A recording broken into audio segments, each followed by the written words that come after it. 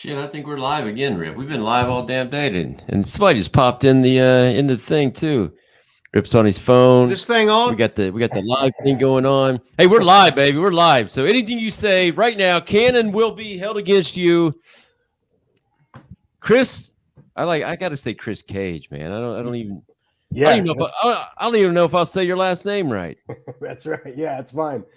How do you say your last name? Pavone? Pavone, yeah. Yeah, like it. Yeah, all right. It's probably Pavone. Pavone. That's what I was gonna say. Yeah, because it was like my name, Shira.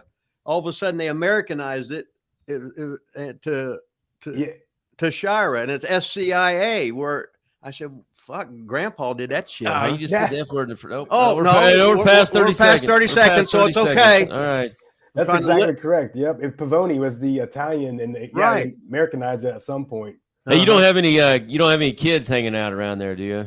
You got your headphones in. You got you're the 10-month-old, but he's all right. He's in another room and got the headphones on, and we're good to go. Yeah, I got to make sure when my kids didn't have school today, we got to be clearance. When the Hustler Rip Rogers comes over to Lila Studios, you never know. I know. I wouldn't have shit. That's awesome. What might be said here. Yeah. Hey, sorry for the bad welcome. We just got done being on live. I mean, me and Rip, we're half popped right now. We're half drunk. We're celebrating 1 year, a 1 year anniversary.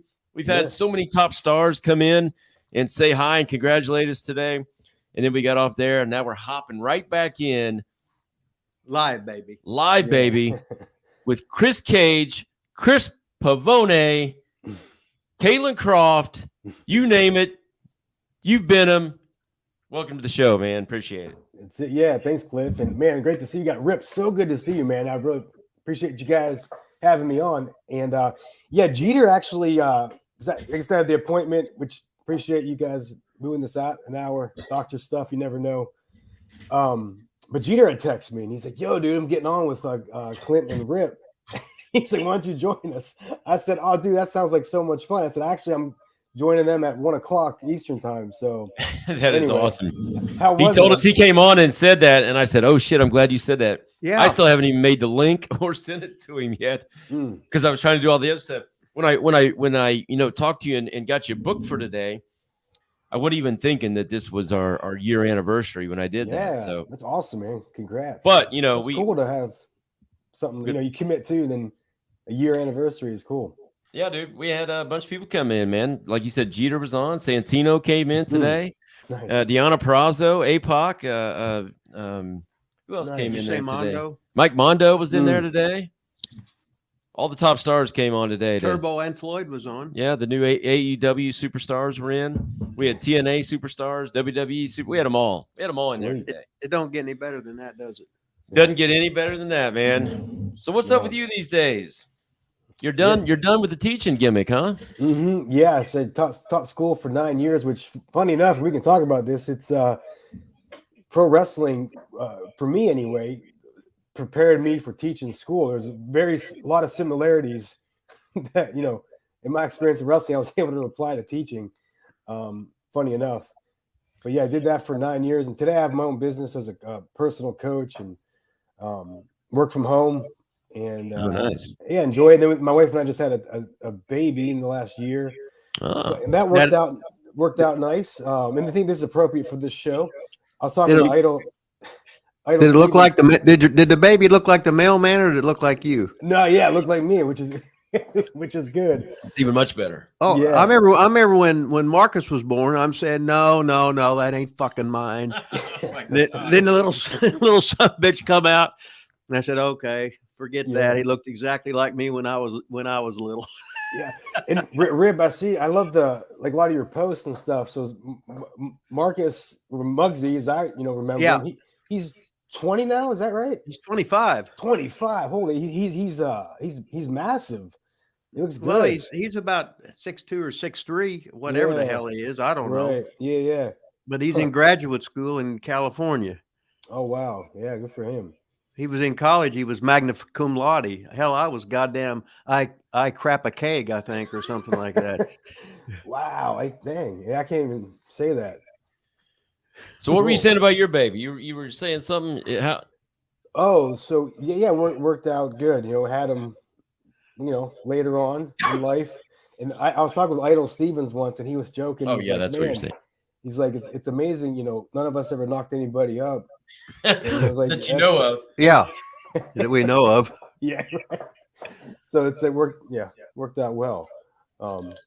So you just had a kid, boy or girl? He's a boy. Yeah, boy. His name's Otis. Nice. And what are you, about 40? You're 40, right? 40 something? Yeah, I'm 42. I'll be 43 in May. So I had my first at 40. 42. I had 40. I was 43. Yeah. Clint. Okay, I didn't know that. And the Rip, I actually thought of you because we wanted to have kids, and sometimes I'd think, oh man, am I waiting too long? But then I knew timing will be perfect. And but then I knew Rip did it, so Rip did it. I can do it. Right. That's a good person to model your fatherhood after, man. Smart move, man, we there. I mean, if I was ever going to monitor my fatherhood after somebody, it would be Rip right there. I can't blame you. Yeah. Yeah. I was 42. Let's see. Lila Lilas is 7. I'm 49, so 42-ish. And then I had another one 16 months later. So I've got 2 girls. Okay. And I'm 49, and they're 6 and 7. So you're good, man. Yeah, it's I was unfit in my when I was younger. To be a father. I mean, we would have made it. I would have made it work, I guess. But so what's the coaching deal? What is this, like personal development stuff? Is it it's finance stuff? What kind of coaching you in? Yeah, pretty much it's personal development stuff, and then it's all anything related. So I'll do like business. I work with business owners. Really anything someone wants to create some sort of change or transformation in their life. It's really just working with them to see it differently. Like you can really do anything you want, and there's just there's a reason why it's not happening. So we break that down and uncover it if they're willing, to do.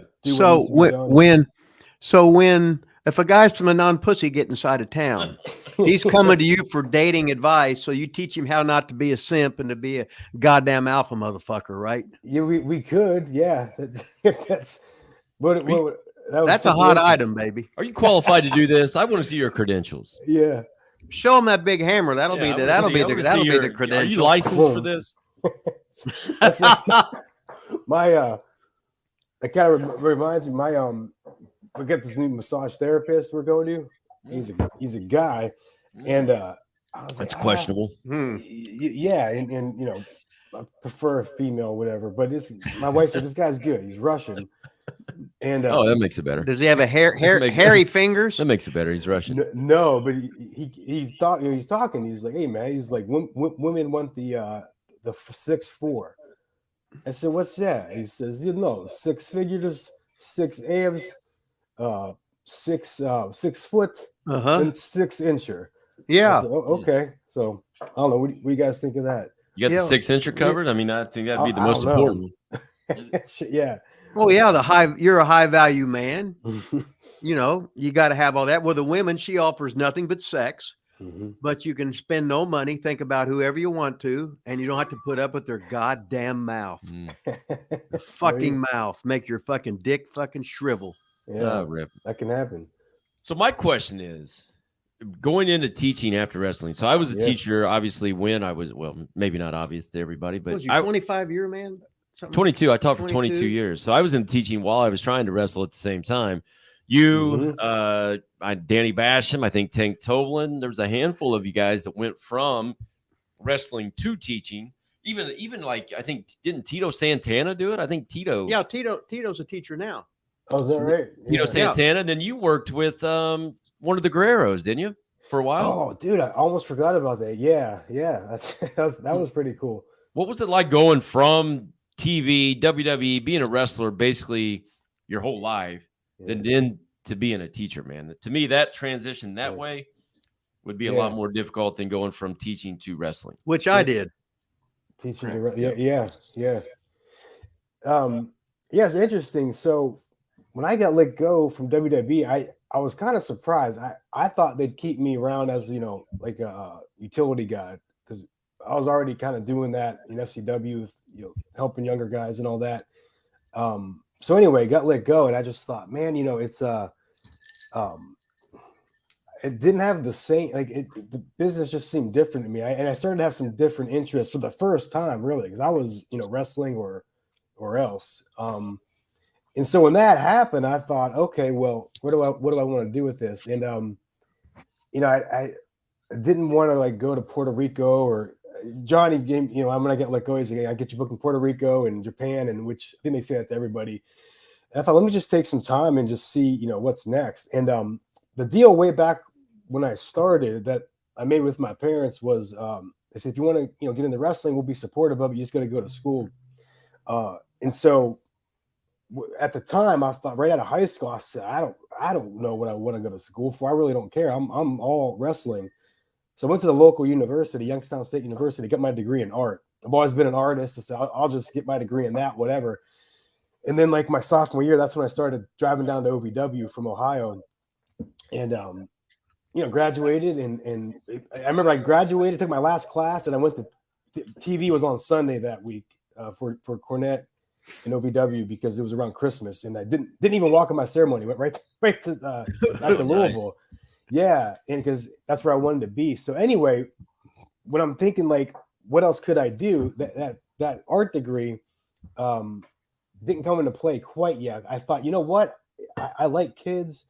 What could I do with that? And then I found that I could apply to be an art teacher in the state of Florida, and I can sign an intent to earn and take all the other tests and continuing education. So that's what I did. And I thought, man, no one's going to hire me. I don't have any experience. In the second interview I got, the school hired me. And you're cheaper with no experience. Right. Yeah. That. And then the principal that hired me was a former tennis pro. And he thought the wrestling thing was cool, which it is. And so that's how I get into it. And then just went from there. And then it was my second year in, that same teacher or that same principal called me in his office. He goes, Chris, did you know Hector Guerrero? And I said, yeah.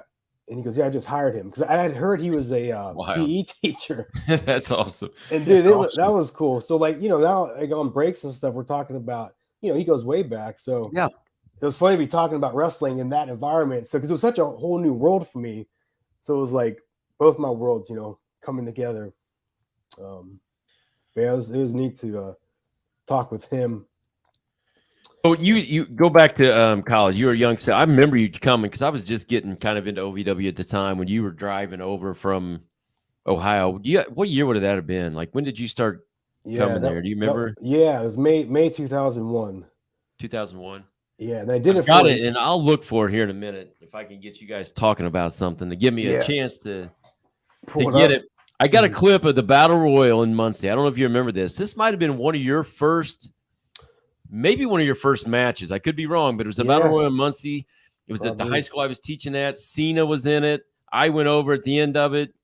You were in, and I got the intro of you coming in. I clipped it out today just to show you today. Oh, that's awesome. I'll see if I can find it. But do you remember like your first match at OVW or when you really? Oh yeah. So I started coming down, in May of 2001, and then did you go to Nick's class first? Yeah, I went to Nick's class at the old building. Yeah, the old building, and Nick took an interest in me because he saw what I was doing. It was a 6 hour one way, and I had a little bit of a natural ability. The other thing I noticed right away was you were a young hot guy. I mean, Nick. But yeah, I was one of the only guys like in shape, and so Nick. After about a month, let me stay with him, and then then he would bring me to the OVW spot shows, and I'm like, dude, this is freaking awesome. I'm getting education like in the car, and then we'd watch tape. In fact, Rip, the first time I met you, I had only been there a few months, and I had heard of Rip and and all that, and we get there, and it was Damaja and Randy Orton were helping unload the ring, so I go up and I say hi to them and shake their hand, and then Rip, you're there. You go, who the fuck are you? Yeah. And I think Randy or Dano goes, yeah, you're with Nick, right? I said, yeah, I'm with Nick. And you said, oh, he said, are you queer? I said, just on the weekends. And you said, all right, you'll fit right in here. we are live here. Don't get us canceled. Get us canceled. We're live on YouTube. YouTube, don't cancel us, please. Yeah, you're right. I'm sorry. I forget. 2023. You're not allowed to say anything. Mm-hmm. Yeah, I retract that. That is awesome. That's awesome. So back to your first. Did you wrestle there? Do you remember your first match? So my first match was one of the amateur shows. At the old building? Yeah, at the old building. And then like the second, third, fourth, fifth matches were against, like, one of them was against Bobby Eaton. Remember when he was coming to OVW? Yeah. That was super cool. And then I would get to work like Nick or like Conway. I worked Brock and Shelton. Me and Jason Lee worked Brock and Shelton. Oh wow! One show, which was super cool. And then this just happened to be. This was unrelated to OVW. I got to work Kurt Hennig, like my 8th match, because when I was living, I was living in Ohio, and Kurt, there was a local indie show, and Kurt was the main draw on it. Mm-hmm. And I either called up the promoter and like got myself booked. I really don't remember. But I got on the show, and then a few days later, the promoter called me back, and he said, "Hey, would you want to work with Kurt?" I was like, "Sure, yeah." He said, "Because Kurt wants to work with a green guy." So that was super cool. In fact, yeah, I got it right here. That's awesome. Yeah. So I don't know if you can see that. I didn't even have my boots yet. I had wrestling shoes and kick pads. Nice. Oh, hey, look at this. Here's backstage at me, Jeter, and Dinsmore. And Nick, is that Six Flags? Where's that at? Yeah, it's backstage at Six Flags. Is it? Yeah. So when you were in the amateur class, was like Magnus and Jeter there yet, or were you there before them or after them? Yeah, I came before them. So I came in May. Jeter came in like September, and Magnus came right around that time. And again, we were kind of like some of the first guys that come through there that I guess really took it seriously, and because it seemed, some guys that seemed that were in there just kind of messing around, or I don't, but anyway, we would Nick would get us booked in Tennessee as well, like Dyersburg and Memphis. So we'd go down and work for Derek King, Burt Prentice in Nashville, and that was a great experience, because this is like, fall of 01. So WCW was like less than a year of having closed. So a lot of the old like WCW guys were there. So that was a great experience. And just doing it for the love and having fun. Yeah, I always remember when I started at the old building, I always remember Jeter and Magnus there. They were always coming in to hang out, I think, kind of after practice and do some stuff with Nick or whatever. So then let's rewind. Then you said you knew you wanted to be a wrestler or whatever. So you grew up. That's what you wanted to do growing up, or is that like a later on in middle school, high school thing? Did you watch as a kid? Who'd you look up to back then? Yeah, no, that was the main thing. So when I was around 12, I was like, this is what I want to do. I remember fighting with my sister one night to watch. I wanted to watch Raw. She wanted to watch something else, Beverly Hills 90210, maybe. I don't remember. Yeah. And we had we had more than one TV, but like, we had like the main TV everybody liked better. And my mom said, "Kelly, just let him watch wrestling." And I remember my sister saying, "Mom, this is the dumbest stuff. This is what he wants to do when he grows up." And I remember thinking, yeah, I do actually. But that's age 12. When I was 17, then I was like, my mind was made up. Like, that's why I started work. The reason I started working out. My girlfriend at the time, I remember she just could get annoyed with me. All I talked about was wrestling. And guys, I liked Shawn Michaels because he was a smaller guy, like Bret Hart. Those were probably two of my favorite guys. Well, did they call you Hitman? Did everybody call you Hitman? Yeah, that's right. And which I always took as a huge compliment. That's my second day there. Or I'm sorry, my second week back at training. Nick was like, "You look like Bret Hart." And then the next week I showed up and he's like, "What's up, Hitman?"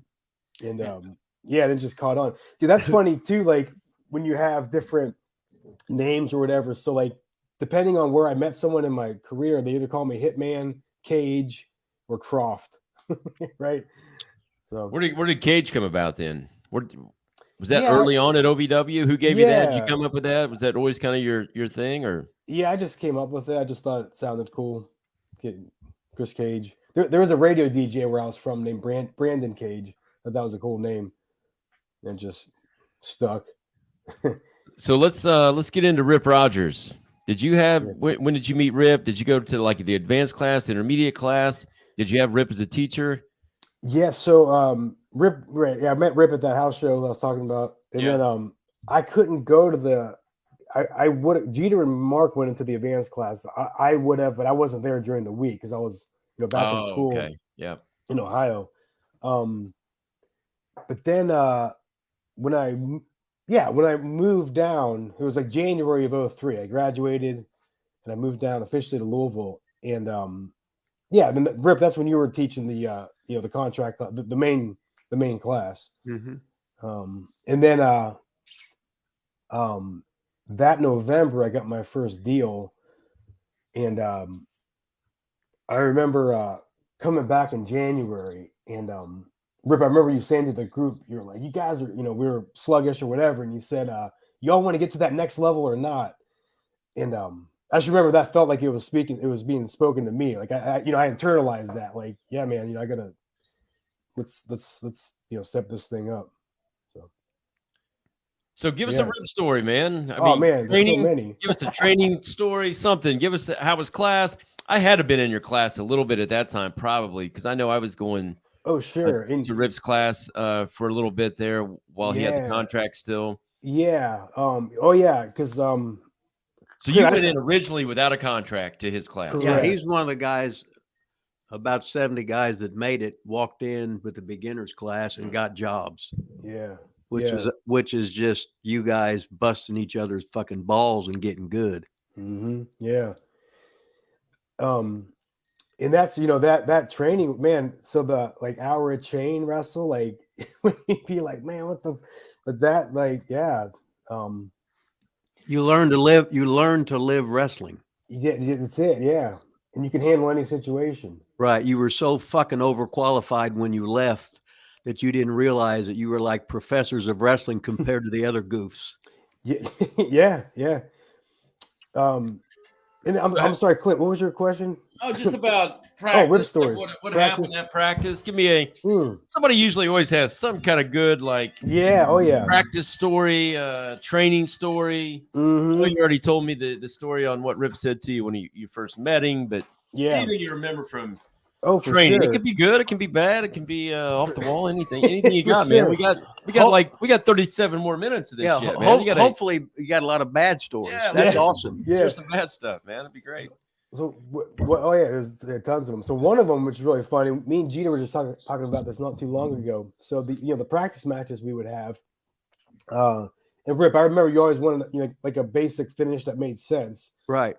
And so it was Mike Taylor and Jeter. And this is around the time Jeter was always imitating Schwarzenegger. So I remember, let's see, who was who in the match? Jeter was the baby face. Mm-hmm. And so Mike shot Jeter off and he goes for a backdrop. Jeter sunset flips him. And Jeter sunset flips him. And Rip, I remember you stood up to ring the bell because it's like, that's the finish. But Mike Taylor kicks out. Mm-hmm. And then I remember, Rip, your face, you're like, okay, where's this going? And then Taylor kicks out. And then Jeter comes up behind him and does the Rambo neck break, Schwarzenegger neck break. Oh, my God. And Taylor sells it. 1, 2, 3. We all looked to you, Rip. And I think you might have stood there for maybe like 30 seconds, didn't say nothing. You're like, I can cuss on here, right? You can cuss. Yeah, you just can't say derogatory comments. It's going to get us canceled. Yeah. You're going to say like fuck and shit and all that stuff. Just I know from teaching school the R word you can't say, No, you can't say that. No. The R word.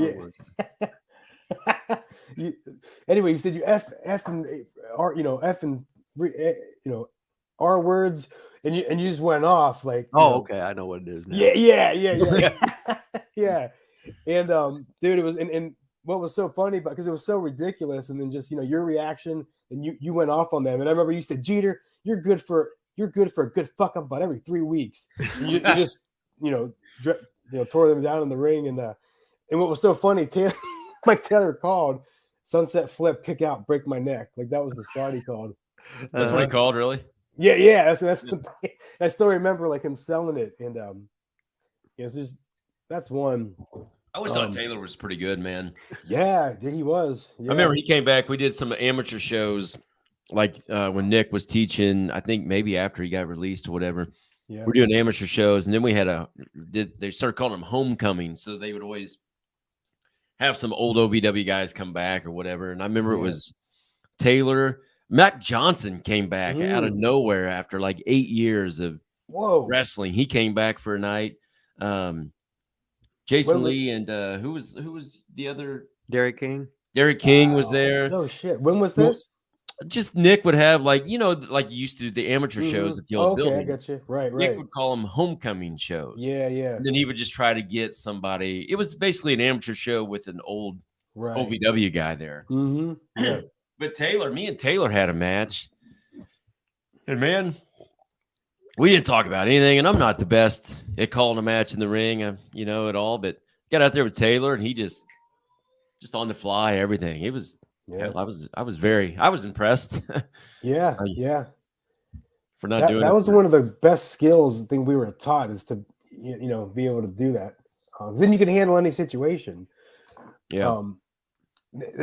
I said earlier what the similarities of teaching school, I learned from wrestling. So like, for example, putting a match together, okay, you got to put a lesson plan together and it's got to make sense. But then you're going to have to adjust as you go because the students or the crowd might react differently to stuff, right? Yeah. And then you had to establish classroom management, which was kind of like the same as being able to control the crowd. Once you lose them, you lose them, and the only way to learn that was by doing it. I would have been a lot better teacher, Rip, if I would have applied my wrestling knowledge into the classroom for 22 years. Yeah, but you'd have been in classroom with your lats out, strutting all day, and looking 6'7" instead of 6'6". Yeah, I was always just called in for being a bully and mean and all that kind of stuff. I was always under investigation and picking on people and stuff like that. Man, I went to one time. I don't know if this ever happened to you or not. If you do, tell a good story. I was teaching in Muncie, Indiana, and I had a parent call in. Wanted to set up a meeting with me and the principal and the kid. Said I was being mean or whatever. So we get in there, and it's like the mom, the kid, and then the grandparents. So I'm sitting there. It's before school, early in the morning, and it was like a Monday, and I had just wrestled in Muncie the weekend before at the fairgrounds. We're sitting there waiting on it to get started. The grandma is sitting there, just keeps staring at me. And she said, "Did I see you wrestle at the fairgrounds this weekend?" Yeah. And I said, "Yeah." Yeah. And she said, "You were awesome. I used to watch Dick the Bruiser all the time when I was growing up." She turns around to her grandson and said, "Listen, there's never going to be another problem with you and this teacher again. He's a pro wrestler. Yeah. Whatever he says goes." And they got up and left. Dude, that is awesome. And my principal just sitting there shaking his head. And he's like, "Only you, Von Dilligan." Like, was Benny there? Nah, maybe he might have been there. He wasn't in on the meeting, but he might have been there at the time. So yeah, that was the end of the meeting. There was no meeting. Never happened. Dude, that is when awesome. She saw it and knew me as a wrestler, she was like, "We're out of here. Whatever he says goes." That's awesome. No meeting. That's what it takes too. Once you have the parents or the grandma or whoever on board, then discipline. Behavior issue would usually be handled. It was awesome. So you talked a little bit ago about getting signed, man. I always like to get people that are on here that have been signed to kind of take us through that. Some people got great stories and pretty actually emotional stories, and then some people are like, just somebody called me out of the blue one day and said, or whatever. So how did it actually go down to where you got signed? Now you got signed twice, didn't you? Correct. Yeah. First time. Give us the first time. Yes. So one, in OVW, that was the other thing that like I knew I would find the right place to train. It took me 3 years actually to find a place to train that fit with my school schedule. Oh, really? Yeah. I wanted to go right out of high school. It took like 3 years, and but it wasn't for lack of trying. I'd go check out schools, and remember one place I went to in Cleveland, their guys were smoking outside the ring. I was like, what? I never heard of, anybody ever done anything here? Do you guys know what you're doing? Like I knew enough to know, So anyway, get the OVW and, what we're talking about earlier and get into training with Nick and these guys. And then, Cornette would use this on TV. So that was a fantastic place. I'm so grateful for that. Yeah. Today, just learning how to do TV and taking time cues. So, Cornette writes me into TV, and me, Jeter, and Magnus kind of followed the same, path. And he wrote Magnus on TV and he wrote Jeter on TV. So none of us have contracts, but we're on the show. So, I thought, okay, that can't hurt, our cause with getting signed.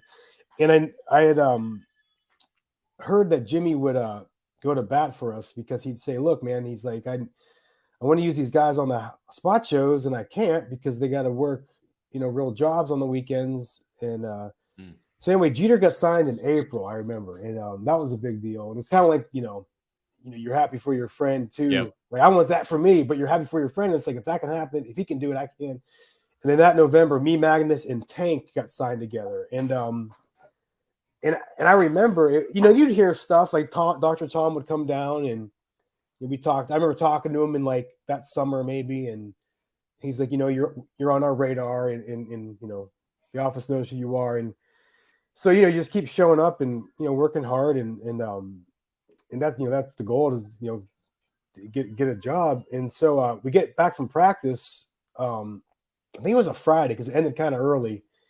Rip, this is when you were teaching practice, and I get a 203 call, and I was at Joey Mercury's place when him and Mickey James were dating, and they used to live together. Remember that? Yeah.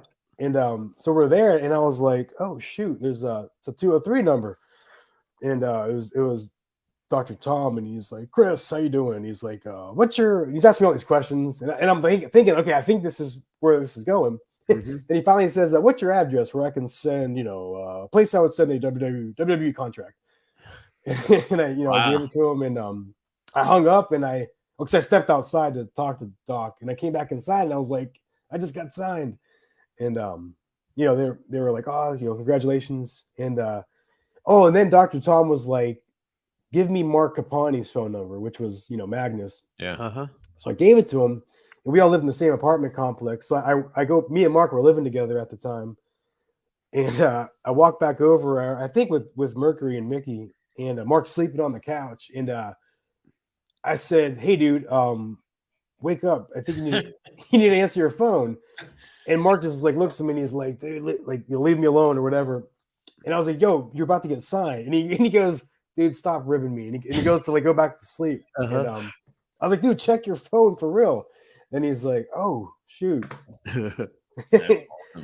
So that was really cool. And then I found out Tank got signed too. And then they found out later they also signed Nick Nemeth and Bobby Lashley in that. Oh, really? Group. Yeah. So when that actually went down, man, you were on that phone call. I mean, what's going through your mind at that time? How long have you been in OVW? Were there a couple years at that time, or? Yeah, like about 2.5 years.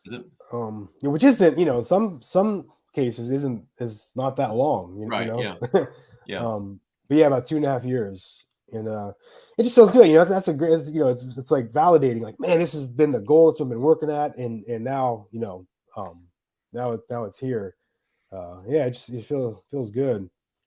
So then how can quit the server job too. Who was it that was serving? Somebody came on here and they took the call. Remember, as they were working and they serving. You don't remember who was that? A lot of guys served. Ryback was I know, but server. somebody took. Yeah. Well, Ryback hadn't been on here. Okay. Somebody took the call from the restaurant and then like came back, and I can't remember what it was because they had to step out and like bought the table they were served, like bought their dinner for them or something like that. I remember. That's cool. Somebody was on here. I can't remember who it was. Oh, I never heard that. I know Doug Basham was working at was it General Motors. And, yeah. I remember he had to like take a pay cut or whatever. Did. Oh yeah, I can see that. But I remember he said his phone rang and he's like, "Hello," and he's like, "Hey John," he's like, "I've been waiting forever for this call, but I got to call you back because he was like on the assembly line or something." Yeah, that's what he said. Yeah, yeah. He couldn't take the call. He was just on about a month ago, probably. Oh, okay. So then after that, how long were you then in OVW? And then did you get called? Were you called up then? I can't remember the timeline. Yeah. Were you called up before you were released, like the first time? Yeah. So that's an interesting story. So in OVW now, and then I remember. So it was about a year later. First time I got to go on the road. It was like fall of 2008. Went to do the SmackDown house shows, and I got to work the Bashams. And I remember sitting in my hotel room before that, thinking, "Dude, I'm gonna be on a WWE show, like an actual show. People are paying money to come to."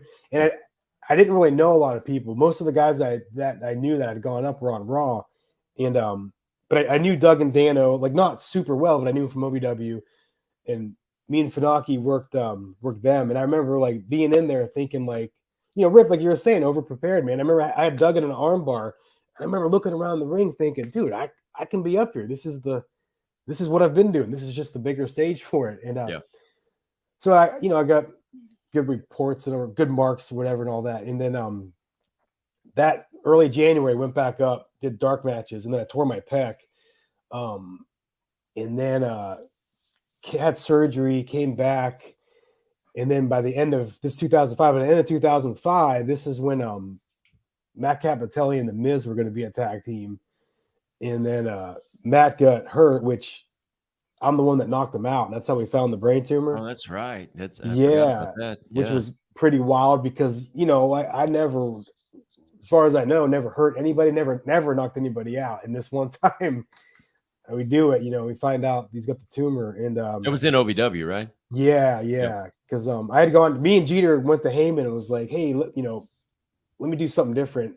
Me and Jeter have been, best buddies since we started. Can we do that on TV and turn me heel? So I could do something different and have fun with it. And so that's what happened with that. And then right away, they put me with the Miz because Miz and I had done house shows that summer because Matt was hurt. And so then Matt came back and they found out about the tumor. So they put me back with the Miz. And then like all of like 2006, him and I did the Raw house shows. And then in March, I had my incident where I nearly died because by this time in my life, I'm pretty much out of control with partying and all that. And so then I ended up in the hospital. I really didn't know. So I don't. Okay. Yeah. I ended up in the hospital and nearly died that night. And this is also right when the wellness policy gone into effect. Breaking news here, Rip. Yeah, I never heard nothing. I never heard nothing about it. Oh, yeah. That's He's like, oh yeah. Well, I think you remember when so maybe Rip, I think you were not teaching class then. This would have been like early 2006. Oh, I was teaching the other group or whatever. Okay. Intermediate. Yeah. Yeah, because it was definitely the Clint. Do you remember this when that happened? I didn't really remember. I don't really know that story too much. I don't think. I don't. I mean, I assume something happened. Yeah. I remember you coming back, which we'll get into here in a minute. The second tryout or the second time you got signed, because I was at the actual tryout that you got signed from. Mm-hmm. But I don't really remember or know. So you were on the road basically and got messed up and almost died in the hospital is what it sounded like to me right now. Yeah. So that was actually in Louisville. And we actually got called up. So we were doing all the Raw house shows like January, February. And then like in March, we're like, okay, we're bringing you and the Miz in together. It's going to be like a reality TV gimmick. Oh, wow. Really? We actually I didn't know that. Yeah. We actually went to SmackDown. And you know how this goes. We were supposed to debut and they're like, all right, we're going to do it next week. Yeah. Okay. And then so they also told us they sent us to South Padre Island for spring break and gave us a camcorder and said, just film yourselves partying. Yeah. That's awesome. Yeah. We're going to use that as that back in the day. Damn. Yeah. Right. So you see where, and see where this is going. Yeah. And then, so this is, VHS camcorder thing where we mailed it from South Padre Island to WWE. And then we came back on a Friday and there was St. Patrick's Day of 06. We all went out that night. This is in Louisville. Then Saturday morning, woke up in the hospital, and then yeah. And so then yeah, man. And then I get the call, office had found out. And so the wellness policy just went into effect. I remember Johnny called me. He's like, man, we were just down there telling you guys about this stuff. He's like, you guys you're coming up here on Tuesday, right? To debut. And I was like, yeah. He's like, well, that's on hold. I was like, fuck, man. And then he goes, we gotta talk to Vince about you. And so called me back like 30 minutes later, and he said, well, Vince said, you gotta go away and gotta go away for a while and get yourself right. And I was crushed. So it went from debuting to like I'm out. I'm out of a job. Oh my God. Yeah. How old were you? 25, about to be 26. Were you? Yeah. So they released you at that time? Correct. Yeah. So what'd you do after that? Did you stay around OVW or did you leave for a while? Yeah. So like, I really didn't know what to do. I just, and all my you got to be crushed, right? I mean, at that for time. Sure. And now like, yeah, like all my friends are there. That's my whole life's wrestling. And now, I'm watching over the next few months. I just hung out in Louisville, and I'm seeing other people get called up and be on TV, and it's like, man. So my solution to that was just to keep partying, because I didn't want to look at any of that. And finally I moved back home because I ran out of money. Moved in with the ex-girlfriend, which was Shelly Martinez. And nice. She's a good friend of the show. Okay, yeah. Been on. Yeah. She finally got tired of my stuff, and we can talk off the air. Yeah. Moved back in with my parents, and then try to get myself straightened out. Then I ended up about a year later. I came back to OVW. I talked to Danny because I figured, business wise, because Lauren, they had told me, from the beginning, they're like, look, this isn't a performance thing. You messed up and you got to straighten yourself out. So that was always kind of the word, was like, get yourself straight and you can come back. So I figured business wise, it made sense to just be at OVW, because I'm going to get good training. I'm going to be able to stay in ring shape, and it'll still be, connection to, WWE and all that. So let me ask you this. In that like year gap before you went back to OVW, were you wrestling at all anywhere else? And were you still in contact with WWE, or was it just the one time saying, hey, get yourself right? Yeah. No, that's a good question. No contact with them, because, they got the whole company to run, and I'm, they dealt with me and then moved on to what they had to do.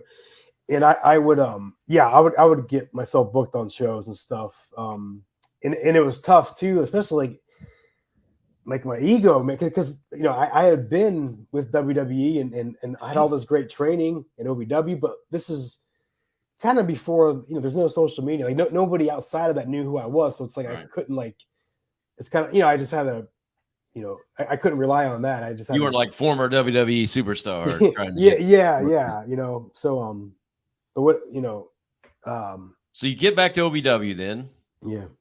You weren't there real long. I was at the tryout. Johnny Ace came down. And if I remember correctly, correct me if I'm wrong, but you were in a tag match. I think maybe Nick was in the tag match. He was, yeah. I believe you got like a hot tag, and there was no heel in the ring, and you did a comeback against nobody, and then you got signed. Am I right on that or not? So I think kind of. So come back, and then WWE pulled out like that in 07. Yeah, but Johnny was just down to Johnny just came down to OVW, but WWE was not there. Correct, and that was a lot of fun. I remember, because it was a blast. Yeah, he said, and then they did the tryouts, and we had, I think it was a 6-man. It was me, Nick, and somebody else versus 3 other heels. And Nick was supposed to get the hot tag, and he didn't take it or something, and so I just stepped in because nobody else was. He didn't take it because there wasn't a heel in the ring, I think. Something happened. Okay, but you took it. Hey, all right. I just remember stepping in, and someone must have fed, because I blew a comeback on somebody. I don't know. I don't think anybody was in the ring. Yeah, what did I? Do you remember what I did? You faked a comeback, is what I remember. like to the Invisible Man almost. Oh God, that'd be awesome. I'm almost sure that happened. No, okay, that would be awesome. I'm pretty sure I did. I think someone fed. They knew enough to come in. Then maybe later. Maybe it was like you were hot child, like ready, and nobody was there, and then that might have been it. Maybe they came in a little bit, but it wasn't like they were there. That's over prepared too, right? Because I just here's what we're doing. So feed in or anyway, yeah. So after that, I just asked John. He said, "Hey, can I talk to you for a minute?" And he's like, "Sure." And so I just told him, I was like, actions speak louder than words, but I haven't been around you, so I can tell you I've done some things to, straighten myself out, and I've matured in some. And he's like, "Well, I hated to fire you because we thought you were really good, and it's unfortunate what happened." And he's like, "Would you be willing to go to Florida?" And I thought he meant for a tryout, but he was talking about, I got re-signed. And I was like, "Heck yeah." He was like, "All right." And then like later that week, I remember Danny jokingly came up to me, maybe with some legitness as well, but he's like, "Get off the shit, kid. Get off the shit." I was like, "I am." He's like, "All right," because they tested and all that. And I was like, "Yeah, I'm good to go. I promise." So, and I'm doing it for me, not.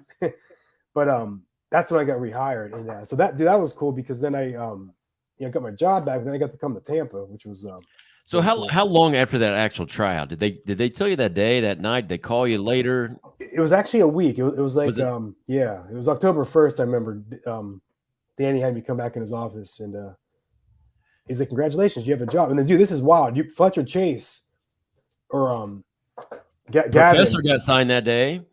Dude, I had a dream because it wasn't nothing against he was Fletcher down here, right? He was Gavin Garrison in OVW. Nothing against Fletch, but he wasn't like, one of the guys you would expect out of everybody here. I had a dream he got hired, and I never told him that. Oh, jeez. Right? Isn't that wild? Why didn't you dream I got hired out of that thing? And when I saw his name, I was like, yeah. And then Ryback got rehired with me. And what's his name? Abraham Washington. Yeah, I was to say we get all gimmick names, right? I call him Abe Washington. Yeah. All that you four got out of that thing. So okay. Yeah. Now when Abraham they signed him, I was sort of mad. He had just got there that week, right? Yeah, he left. Yeah, he left and then got there and he got a job. I'm thinking, fuck these other guys. So Abraham Washington left OVW for a year. Yeah. He hadn't been anywhere. Shows up for the tryout, all gassed up, does a promo on being the the HNIC. That's right. Promo, and talking about basically being on steroids in the promo too. Gets hired. Yeah. And then Ryback came in. He was reading at the time The Secret. And he came in and said, "Well, boys, I'm getting signed today," because The Secret's all, you get what you think or whatever. Yeah. Came in and told us all he was getting hired, and he did. So it was pretty wild. You two were, been there, before, and then Professor, like you said, he was the one that was really kind of out of nowhere, Gavin Garrison. Yeah. But that was cool then. I do remember now. You did come back to OVW because you were doing some stuff with Sergio there for a little bit in OVW. That's right. Yeah. I forgot about that. That's right. Yep. Yeah. And Joey Mercury was booking. Remember that? Yeah. Oh yeah. Yeah, that was wild. I forgot you came back and we're doing that stuff. Yeah. That's cool. So then you ended up so you went to Florida. You came up. So were you and you were Trent Beretta, right? Were you guys together down at FCW and then came up together? I mean, was that because sometimes they'll bring people up that weren't doing anything in developmental like they were, you know what I mean? Yeah. Like the Bastions were feuding and then they were brothers. So I remember. Were you guys partners in FCW? Yeah. And one of the things I was told this and then I saw this right away. One of the biggest differences with FCW and OVW. So, OVW was TV and there was angles and bookings, and FCW was more like, let's try stuff out on the TV show. So like you might be a heel one week and they want to, Office wants to see you as a baby face. So like, I think I had one singles match there, or maybe two. Then one night for TV, Trent and I were a team and we were heels, and everyone's like, oh, that was great. You know, you guys look alike and, you know, all that. And then the next week we got split up as a tag team and he got put with Brian Cage, who's in, you know, AEW. Oh, I didn't know he was down there. Yeah, he was Chris Logan. That's how I know him. And then the next week after that, me and Trent were a team again. Oh wow! And we just it's probably because Cornette wouldn't go for that shit when he was doing TV and OVW. Yeah. I know. I remember Jimmy. I remember when the Bastions got put together. He's had my whole summer. He had the whole summer booked out. Yeah. but yeah, so you know we're a team down there, and the story I was told. So Edge was down there. I don't know if he was rehabbing something or which, by the way, Rip, I remember when Edge came, it was early 2004. He came to OVW and he was healing from the neck injury. Then he broke his foot. You remember that? Is that when he had the tennis shoes on? And it was tackle dropped on. Edge tackled the guy, turned, hit the ropes, and he goes, I just broke my foot. And Rip, you said, see, guys, that's why we wear wrestling boots, not goddamn tennis shoes in the ring. Yeah, well. So he did that. He broke it at OVW? Yeah. And then I remember Edge, because Rip, you knew Edge, right? I know him from '97. Yeah. And I remember he goes, thanks, Rip. I'm glad I can be an example to everybody. Yeah. And then story with Rip and Edge real quick. When I was an extra at one of the WWE shows when Rip was still the head trainer at OVW or whatever, he was up there too. And it was all those guys, Edge, Christian, Benoit at the time too, but all of them in catering. As soon as they see Rip, man, right over to the table, sit down. I remember Benoit had a stack of chicken breasts this high, cutting them up, not looking at anybody, sees Rip, drops everything, comes over, talks to Rip. All those guys from Canada, man, they were coming over, putting Rip over big time. They loved seeing him there. Well, we had a lot of fun. I bet. It's all right, man. Sorry to cut you off there. No. So I was gonna say Edge was down there, and we had a match. Trent and I had a match for a practice match with someone else, like for them. And then Edge, I told Michael, that's the story I got. Edge, because I got to know Edge through Brian Myers, who did the Edge head gimmick, Kurt Hawkins. Yeah, we were friends, and Edge told Michael, hey, he's like, dude, just bring Croft and Brett up, man. These guys are good. And then, but that's how I got the call. I was on the pier down here, and it was a Thursday. Like, hey, you're needed for TV on Sunday because it was right around Christmas, so they're doing the weekend taping because instead of a Tuesday. Yeah, it's like, all right, and then it was kind of one of those deals where you're not told anything, and then we just we show up and like, all right, you're on TV tonight. So we debuted on ECW. Wow, and that's kind of how that went. Yeah. Were you called the Dude Busters in FCW? Yeah, and that was that was a name Trent had used on the Indies with his former tag partner Tony Nese. And oh, really? I think my reaction was the same. Everybody when they first hear it, it's like Dude Busters. What's that? But it's kind of funny and whatever. So we started calling ourselves that, and then when we got called up to WWE, which we were just Croft and Beretta, and then one day, I don't know, 6 months later, whatever, we showed up on the TV, the matches for TV, it said the Dude Busters versus Hart Dynasty or whatever, and I was like, oh, so I guess they're calling us that now, and they're like, yeah, we researched it for trademark, and it's good to go. So all right. So then how long were you up there the second time, or how long were you up that time? And then, so you don't mind sharing, like, how did that end? No. So, I was, in FCW for about a year and then on the main roster for about a year. And, so, same phone call, Laurinaitis, which again, like I said before, I was kind of surprised because I thought they'd keep me around to, work with guys and all that. But, Laurinaitis calls me, hey, Chris, hey, got some bad news. We're going to let you go. And I was like, oh, all right. And so, but I had changed a lot at that time. And I had, like I said, I saw there were other things, I could do. And it doesn't feel good to be told you're not needed. And I was about to be 31. I'd done it my whole 20s. Yeah. I said, now what? But then that's when I, got into teaching, and it's it's neat because it's funny because like that's why it's a lot of fun being here. It's like I think about it every day. And I can't believe it's been that long since I've been out of the ring, but like it feels like it was a week ago. Did they let Trent go at that time too? No, which was really kind of bizarre. They kept him on, and then it was another like 2 years, and he kind of just did the same stuff we were doing before, and then he got let go. So was there ever a reason to you? Did they ever give you like a specific reason? Like, no, I think I remember Johnny told me he's like, I don't know if you just don't want to step on any toes, or he's like, you kind of just seem like you're happy to be here, which other people are happy to be there and stay around 10 years. You right. know what I mean? Yeah, like exactly. Hide out. And yeah.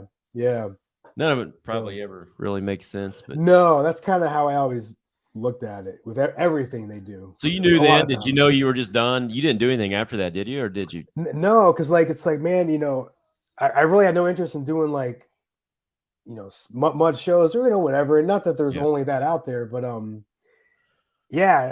just was like, if I'm not not going to be making the money up here doing it, and it's not like I was making it. I was doing okay, but I was like, let's just see where this goes, and I'm going to pause and because like I was just in a different place, than I was just even a few years prior to that.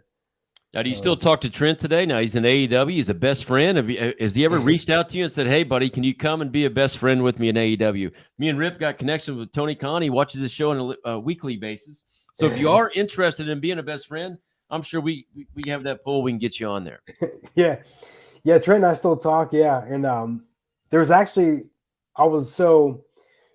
I've done some speaking too to groups and or like sports teams, youth stuff, and I tell my story about. I'll talk about commitment, how I got into the pro wrestling business. I talk about making the right decisions. I talk about how I got fired and what needed to change in me and all that. So I thought, hey, let me go talk to the guys in NXT. This makes perfect sense. I talk about the traps I fell into and how to avoid it. And I actually talked to WWE a bit about that, but nothing really came of it. And I was like, let me come to AEW. They're up in Jacksonville. I'll drive up for TV. And Trent put me in contact with some people in the office, and but you never know. So maybe something will come from that. But because of that, Trent was like, dude, if you come to TV, he's like, I bet we can have like a 6-man. And I was like, all right, I'll be down. Nice. But yeah, you just got to grow your hair back out, man. You can't go on TV looking like that. You got to have long hair. Yeah. That's why I just got on Jeter a little bit ago when he got his hair cut there for a while. I said, man, you were really hurt my feelings when you got your hair all cut off. But now that it's back long again, he's back over with me looking good. Yeah. Do you miss the hair at all, man? No, not really. No. Yeah, I like I like it like this. Man, if I had hair here, I would have your old hair. But you never lose. Like I remember Danny would come up to me and just give the Ricky Morton punch. Yeah.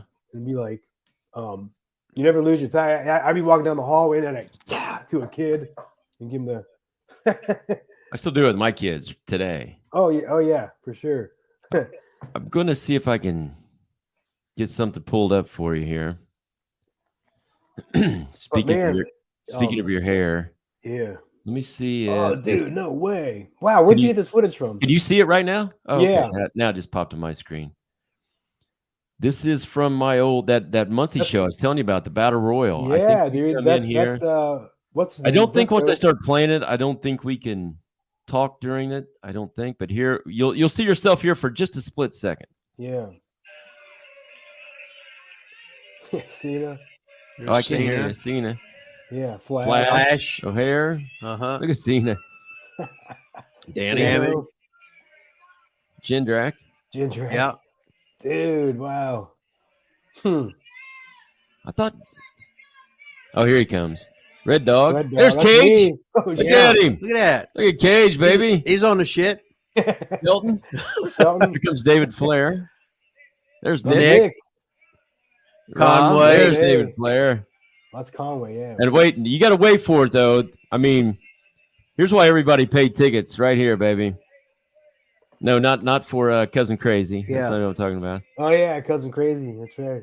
Hold on. Here we go. There's Dr. Tom. Oh, look at that. Hey, Vaughn Lilas, baby. Yeah. Listen to that crowd. Listen to right. those girls out there. Holy shit. Them 7th graders going hey, wild. Baby. High school, Rip. They're high school. Oh, okay. Okay. Listen to that place. I mean, it doesn't get any better than that. Is cool. Shit. Wow. Dude, that is awesome. Trip down That's the memory greatest lane. one we've seen today. I thought that was one of your first matches for some reason. I bet that's probably that's like fall of 01 probably, right? It did say 01 on the thing when I did it today. I think I remember that. I'm pretty sure I got the rib chopping the whole match. Yeah, that's the one. Yeah, and I remember Conway was chopping me in the corner, and then he said, "All right, turn me around and give it back to me." I was like, "Okay." And then when I went to chop him, he thumbed me in the eye. Yeah, I go say he wasn't going to ask for. No way, Rob wasn't going to ask for that. Hell no. Here's the $1 million question: do you remember who won that battle royal? Well, I'm assuming it was you. Yeah, that blew the whole gimmick. I beat John Cena that day. Expert booking. That's right. That's where I tell everybody I beat John Cena from that match right there. It's true. Yeah. Man, it's awesome. I had to show you that. Hey, we're wrapping this thing up. We're over an hour, man. Yeah. Rip, I really appreciate you coming on. Rip, you got any stories? You remember Cage in Clash? You remember, I'm just fucking listening. Any good stories? You remember? This is just so much fun listening and reminiscing and thinking back during these time periods. Yeah. Where everybody was different in their journey, and how when I tried to treat everybody the same, like a no good bastard, so that I wasn't trying not to show any favoritism. Right. So, you know what I mean? You just, get in line. You're fucking robots. Do the best you fucking can. Fucking work hard. And I let them other people very seldom, like Danny would come in. He would ask me, is this guy working hard in class? I said, they all working hard in class because they're pushing each other. This class is their Madison Square Garden. Yeah. And they're pushing each other to get good. And Dr. Tom said, whatever you're doing, I said, I ain't telling you to do nothing. Whatever you're doing, it's working. So that was cool. And yeah, that's it. And that stuff, I still apply today, and Rip, I remember you, we talked over Messenger on this not too long ago. It's motivating. You'll post being at the gym like 5 a.m. And, being 42, it's like still vascular and tan. Right. Hey, I was there, baby. I was there for 3 hours this morning. Yeah, I'm 69 fucking years old. That's how I want to be. I love that. And it's like it's that mentality of what was taught, and I still tell the story. Rip, you're talking about no favoritism, and that's it. I remember you gave me one of the best compliments because I knew it was sincere and legit. You're talking to the group, and you said, we got some guys here like Chris Cage and Mike Mondo with half a brain that kind of half-ass get this thing. I was like, oh shit, man, that's a compliment. Yeah. That's how I felt. I was like, wow, all right. Half-ass brain compliment. Yeah. So I got two things. Number one, Jeter always thought this. Did you think that like Rip was my uncle or anything like that back in the day? Oh, no, but that's probably because I maybe had forgot this, but at the time I knew because like the clip you just showed, I knew who you were and where you were from. So I guess that's why I never thought that. Oh, so yeah. I you know what I'm saying? Yeah. I think I knew the background on you. I got you. I mean, we were both from the same town though. Like we're both from Seymour. So I was just teaching in Muncie at the time, but my connection is with Rip from Seymour. So when I was real young, he'd come back every once in a while, run a show in Seymour when he'd get off the road, and then my dad would help book it. So Jeter, I just remember Jeter coming up to me at one of the spot shows on the weekends, like, so dude, is like Rip your uncle or like an older cousin or he's like, how are you guys related? I was like, we're not related. Yeah, no, I never thought that. Yeah, it sounds like a Jeterism. I do remember having one tag match with you. I can't remember. It was you and Jeter. You were with Jeter for a while. Okay. Somewhere at a spot show somewhere. I can't remember. You guys were practicing a bunch of like new tag moves. I can't remember, me and somebody. Okay. Pretty cool though. But I just want to say, man, like you were always great. You were always great to me. You're always very nice. Like, you know, some people would be there and then get signed, and not a lot of guys. You know, I think most people that came from there were basically the same, but you know, some guys that get the big head or whatever. Yeah. You always cool, man. You came back to OVW, still were cool. So I always appreciated that. Yeah. Thought you're a good dude, man. So good to see. Yeah. Good to see that things are working out for you outside of wrestling. Yeah. Well, thanks, man. And yeah, I remember, you know, never paid in anything in life, right, to treat someone like a dickhead, because I heard in wrestling early on, the same people we see on your way up are the same people you see on your way down, and vice versa. You know, that goes for anything. And real quick, as far as you and Rip's relationship, Rip, I do remember you telling a story where must have been a show or something. I can't remember the exact context. You said we got these guys because they're signed a contract, and then we got Von Lawless, and he's in because he's my buddy. That's how. Yeah. Because I drive him. Yeah. Because I drive him everywhere. Yeah. That's awesome. I don't remember that. That's good, man. Everybody's got their spot, right? That's right. Hell yeah. Hey, if I'm the booker, hell yes, I'm the only people I'm hiring are guys I know. Mm-hmm. Fuck everybody else. I don't care if you're any good. I can teach you how to do it. Yeah. And just think, if we see him on a 6-man tag match here one of these days in AEW, it's because his good friend Trent Beretta. That's right. It's all who you know. That's exactly what he said. He's like, he goes, Tony knew the Dude Busters. He goes, he totally let you in on a and it would have to be I said it'd have to be a 6-man because I'm in shape. I'm not in ring shape. You know, you don't have to be a 6-man. Yeah, it's awesome. Maybe not. Hey, the last thing we got to do, man, is the Starcade. So Starcade is our music of choice. It's our band. They were on our 1-year anniversary party today. They do a bunch of old NWA spoof rap videos to wrestling, Crockett Promotions. It's awesome. We got to get the head bob in. Thanks for coming on today. We really appreciate it. 1-year anniversary, baby. How else can we celebrate 1 year, Rip, except for with Chris Cage, baby? I don't think you can get any better than that. You can't get any better than that. I agree. Gotta get the head bob in. What was it? There we go. That's good. We're almost there. We got some. Thanks a lot, man. Appreciate it. Thanks, Chris. Yeah, thanks, I didn't ask you to plug anything. Oh shit, sorry. Plug. You got like a website. You got a stuff. I didn't plug any of your stuff. Plug your stuff. Your coaching stuff. Yeah. Sorry about that. I have a website. It's not much there. It's chrispavone.com. Let you know I'm available on the interwebs. I do have a podcast, the Chris Pavone Show. Oh shit. It's all about positivity. I talk a lot about talk wrestling. It's good uplifting content. So it's about 25 minutes. People tell me they enjoy it because they feel better after listening to it. So yeah. Positive podcast, Rip. I can't believe we haven't been on there yet. Well, positivity. Well, I'm Mr. Negativity. What the hell? That's what I'm saying. How was a match? I was being sarcastic. Man. That was a match. It was a fucking shit. You're real. Hell yeah. Oh. All right. Sorry about that. All right. We'll see you, man. Thanks a lot. Appreciate it. Thanks, guys. Appreciate it. Have Good to day. see you. Yep, you too. Bye.